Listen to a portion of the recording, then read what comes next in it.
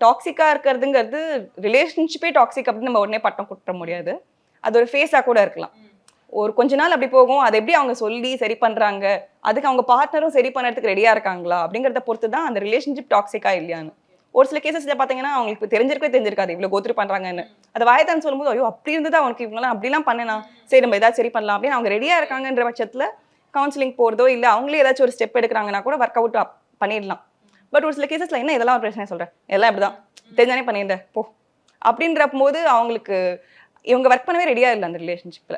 அவங்க இவ்வளோ pain go through பண்றாங்கிறதே அவங்க வேலிடேட் பண்ணல, அதே வந்து துச்சமா பாக்குறாங்கன்றப்ப அந்த கேசஸ்ல தான் இன்னும் டிஃபிகல்ட்டா போகும். ஏன்னா அவங்களுக்கு ரியலைசேஷன் வந்தா மட்டும்தான் இது எதுவுமே மாத்துறதுக்கு அவங்க ட்ரை பண்ணுவாங்க இல்லையா.